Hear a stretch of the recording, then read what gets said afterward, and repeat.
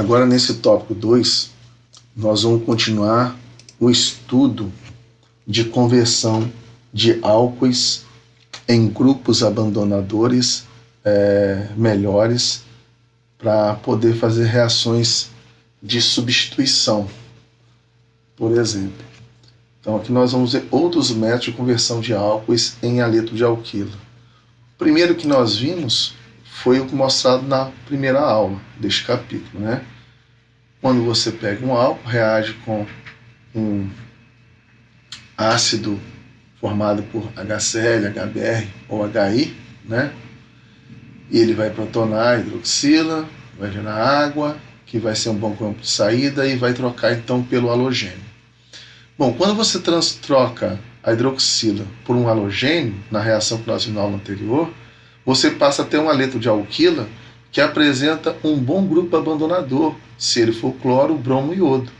Portanto, você já converteu a hidroxila num bom grupo abandonador, que é um haleto. Você transformou ele, você trocou ele. A partir desse momento, você pode fazer inúmeras reações de substituição que você viu no capítulo 10, onde o nucleófilo vai substituir o halogênio em reações que podem ser do tipo SN1 ou SN2, tá certo? Então esse é um método que pode ocorrer, mas ele não é um dos melhores e mais eficientes, né?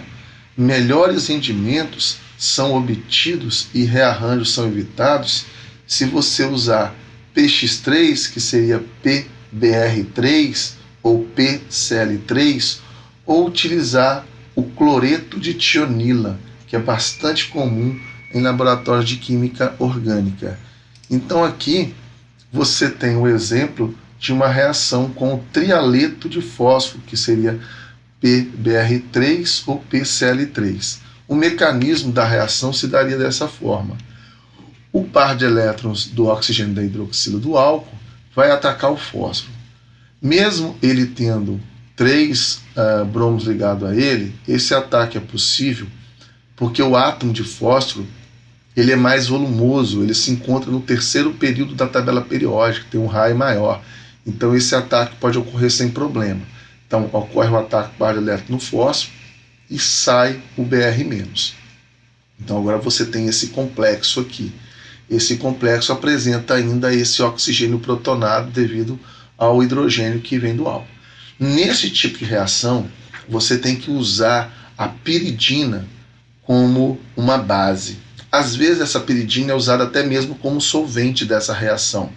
Essa piridina ela é uma base fraca, então ela não é um bom nucleófilo e ela vai então remover esse próton aqui desse complexo que se formou. E esse par de elétrons então vem para cá, para o oxigênio, para neutralizá-lo. Então a piridina serve para isso, só para desprotonar.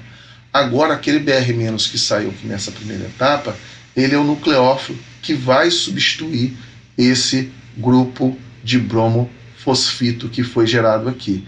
Então esse Br- ataca por trás, esse grupo sai, e aí você converteu um álcool primário em um haleto de alquila primário, tá certo? Bom, nesse caso, quando você trabalha com um álcool primário, ele não iria sofrer rearranjo, porque o mecanismo da reação não passaria por formação de carbocátion. Mas essa reação aqui pode ser usada se você tiver um álcool secundário. Se você tiver um álcool secundário, o mecanismo é da mesma maneira e ele não passa por formação de carbocátion, portanto não irá sofrer rearranjo, certo? Bom, a reação com cloreto de tionila, o mecanismo dela é parecido com aquela do PBr3, certo? Então aqui não foi mostrado, mas corrijam aí, coloque nas suas anotações, no acompanhamento de aula, a setinha lá mostrando o mecanismo. Então o par de elétrons do oxigênio vai atacar o enxofre ao mesmo tempo que um desses 2 cloros vai abandonar a molécula, semelhante ao que aconteceu com o PBr3 no mecanismo anterior, tá certo? Então coloque aí a seta do par de elétrons atacando o enxofre, que também é um átomo mais volumoso, que está na coluna, no terceiro período da tabela periódica, tá certo? E aí você mostra também a setinha da saída do cloro. Beleza, aí você formou esse complexo. De novo, você usa a piridina para desprotonar aqui, esse par de elétrons devolve para o oxigênio para neutralizar, e agora você tem esse grupo clorosulfita, tá? E aí esse grupo é um bom grupo de saída. Esse Cl-, que é o que saiu aqui, ó, quando teve o ataque da hidroxila no enxofre, ele está aqui e ele ataca por trás para fazer a substituição. Essa ligação se quebra aqui para formar uma dupla com esse enxofre, ao mesmo tempo que esse Cl- abandona. Então, como produto dessa reação, você vai ter o cloreto de metila, que é quando o cloro está substituindo esse grupo aqui, e quando essa ligação se quebra formando a dupla, essa também tem que se quebrar para esse enxofre não ter mais do que 4 ligações. Então libera Cl- e produz um gás, que é o dióxido de enxofre nessa reação. Então esse finalzinho é um pouco diferente do que nós vimos com o PBr3, mas a essência do mecanismo é muito parecida. Então, como eu tinha dito, a piridina é usada como solvente nessas reações, pois ela previne a liberação de HBr ou HCl no meio, né? E ela é um nucleófilo fraco, ou seja, ela neutraliza qualquer tipo de ácido que pode ser gerado ao longo do processo, e ela é um nucleófilo fraco, então ela não vai conseguir fazer a substituição no lugar do halogênio, como ocorre aqui nesse caso da piridina, tá certo? Então a piridina, ela neutraliza o ácido clorídrico, formando aqui um cloreto de piridínio, né, que seria um sal que vai ser gerado. Então, as reações com PX3, com PBr3 ou PCl3 e cloreto de tionila não fornecem bons rendimentos para álcoois terciários, devido ao impedimento estérico ao ataque do íon haleto. Ou seja, se esse carbono aqui for um carbono terciário, esse ataque fica dificultado. Então, esse tipo de reação não deve ser conduzido quando você tem álcoois terciários. Pode ser conduzido com eficiência para álcoois primários ou secundários. Uma outra forma de você fazer uma conversão de álcool em um bom grupo abandonador é você transformar um álcool em ésteres sulfonatos. Um éster sulfonato ele é formado quando um álcool reage com cloreto de sulfonila, certo? Como você vê aqui, um cloreto de sulfonila seria isso, o cloro ligado ao enxofre, que forma uma ligação dupla com oxigênio acima e abaixo, e tem um grupo R ligado aqui. Esse grupo R pode ser um grupo alquila, ou pode ser um anel aromático também, como nós vamos ver alguns exemplos. Ele vai reagir então com o álcool, a piridina novamente aqui como solvente da reação. Então vai haver a troca do cloro, que vai sair o Cl-, e esse grupo RO vai se ligar no lugar do cloro. Esse hidrogênio aqui vai ser neutralizado pela piridina, então você vai ter o éster sulfonato, o RO está substituindo o cloro, liberando o Cl-, e a piridina protonada, como você vai ver no mecanismo aqui. Novamente esse mecanismo, está faltando setas aqui, né? O par de elétrons do oxigênio tem que atacar o enxofre aqui, enquanto esse cloro sai. De novo, é possível atacar o enxofre porque ele é um átomo volumoso, mesmo ele formando essas 6 ligações que o enxofre está formando aqui. E aí você consegue formar esse complexo aqui. Novamente a piridina vem aqui para desprotonar esse oxigênio, tá certo? E aí você já tem o seu éster sulfonato. O objetivo aqui, nessa reação, é transformar um álcool num éster sulfonato. Esse éster sulfonato, ele vai ser usado em outras reações, onde você vai substituir esse grupo por um nucleófilo, já que esse grupo que se formou aqui, ele é um bom grupo abandonador. Por que ele é um bom grupo abandonador? Vamos entender isso melhor. O ácido sulfônico, ele é um ácido forte, pois sua base conjugada é estabilizada por ressonância. Então, peraí. Esse grupo que eu estou circulando aqui, contendo os 3 oxigênios, ele é um bom grupo abandonador porque ele é uma base fraca.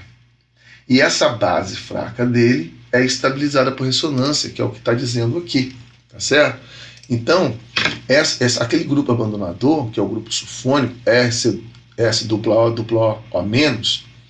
ele é um bom grupo abandonador porque ele é estabilizado por ressonância, certo? Esse par de elétrons vem para cá, esse vem para cá, você tem esse grupo, esse par de elétrons vem para cá, esse vem para cá, então você tem os 3 contribuintes de ressonância aqui. Isso significa que esse ácido sulfônico ele é um ácido forte, porque a sua base conjugada é fraca, certo? Então, sendo essa base uma base fraca, ela é um bom grupo de saída, tá certo? Então, diversos cloretos sulfonila estão disponíveis para você ativar os grupos OH e transformá-los em grupos de saída. Então, esse R aqui pode ser diverso. Pode ser esse grupo aqui, um anel aromático ligado com metil, pode ser simplesmente um metil, pode ser aqui um carbono ligado a 3 átomos de flúor, né? E aí você tem os nomes compostos. Esse aqui é o paratolueno, cloreto de paratolueno sulfonila. Esse aqui é o cloreto de metano sulfonila. Esse aqui é o cloreto de trifluorometano sulfonila.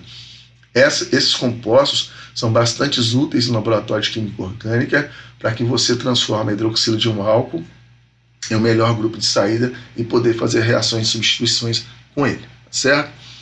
Então, após a ativação do álcool a sulfonato, né, você transforma o álcool nesse cloreto de sulfonila, aliás, desculpa, você transforma o álcool em um éster sulfonato, né, com a reação do álcool com o cloreto de sulfonila, ele passa então a ter um grupo abandonador melhor e o nucleófilo então é adicionado via uma reação SN2, como você vê neste exemplo. Então aqui este é um álcool que inicialmente era o butanol, aonde você adicionou esse grupo sulfonila aqui, e aí agora você tem esse nucleófilo que vai atacar aqui por trás, enquanto esse grupo vai abandonar, já que ele é um grupo formado por uma base fraca. E aí você vai ter a formação, nesse exemplo, de um tioéter, ou também chamado de sulfeto. A gente escreve esse ROTS, que é uma abreviação, esse OTS é a abreviação de tudo que está de amarelo aqui. E esse R é a cadeia carbônica derivada do álcool, certo? Um outro exemplo, agora você usou aqui um álcool que é o propanol, que você transformou ele num éster sulfonato. Então esse grupo sulfonila aqui é um bom grupo abandonador. E aqui você está usando o cianeto, que está atacando então esse carbono aqui por trás, esse grupo abandonando. Então você da hora está produzindo aqui uma nitrila, tá certo? E aí você tem esse grupo abandonador. Uma forma de você representar essa reação de maneira simplificada é você escrever então o grupo alquil derivado do álcool, esse OTS, que nós falamos que isso é um grupo alquil tosilato. E aí quando você faz a substituição, vai trocar esse OTS pelo cianeto nesse exemplo, formando então a nitrila, igual foi mostrado no mecanismo aqui em cima, certo? Então, nós terminamos esse tópico 2 e até a próxima aula.